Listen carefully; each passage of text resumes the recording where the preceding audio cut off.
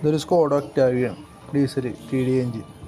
ഇതിൻ്റെ ടൈമിങ് എങ്ങനെ നോക്കാം നമുക്ക്. എഞ്ചിൻ ടൈമിങ് അത് ക്രാങ്ക് പുള്ളി കറക്കി കഴിയുമ്പോൾ ക്രാങ്ക് പുള്ളി ഒരു വെട്ടുണ്ട്. അതിൽ ടൈമിങ്ങിൻ്റെ കവറിലായിട്ടൊരു മാർക്കുണ്ട്, അതിൻ്റെ നേരെ വെക്കണം. അപ്പോൾ ക്രാങ്ക് പുള്ളി കറക്റ്റായി കഴിയുമ്പോൾ ക്യാം പുള്ളി കറക്റ്റ് പൊസിഷനിൽ വരും. ഒരു ഹോളുണ്ട്, ആ ഹോളിൽ കൂടി നേരെ വരുന്നത് ഹെഡിലേക്കാണ്. ഹെഡിലേക്ക് ഇതുപോലെ പിന്നെ കയറ്റിയിടുക ടൂള്. അത് കഴിഞ്ഞാൽ പിന്നെ ഡീസൽ പമ്പുള്ളത്. ഡീസൽ പമ്പിൽ ഇതുപോലെ ഒരു ഹോള് ബോഡിയിലായിട്ട് വരും. പിന്നെ യു പോലത്തെ ക്ലാമ്പ് പുള്ളിയുടെ സൈഡായിട്ട് വരും. അത് ലോക്ക് ചെയ്തിട്ട് കറക്റ്റായി. പിന്നെ ബെൽറ്റ് ഇടാനായിട്ട് ശ്രദ്ധിക്കേണ്ടത്, പുതിയ ടെൻസർ ഇടുമ്പോൾ ഇതുപോലെ ലോക്ക് ഉണ്ട്. ഹെഡിലായിട്ട് ഒരു വെട്ട് പോലത്തെ ഒരു കുഴി വന്നിട്ടുണ്ട്, അതിലേക്ക് കറക്റ്റായിട്ട് കയറ്റിടാൻ ശ്രദ്ധിക്കണം. ഇതൊരു സ്കോഡ ഒക്ടാവിയാണ്, ഡീസൽ TD എഞ്ചിൻ. ഇതിൻ്റെ ടൈമിങ് എങ്ങനെ നോക്കാം നമുക്ക്. എഞ്ചിൻ ടൈമിങ് അത് ക്രാങ്ക് പുള്ളി കറക്കി കഴിയുമ്പോൾ ക്രാങ്ക് പുള്ളി ഒരു വെട്ടുണ്ട്.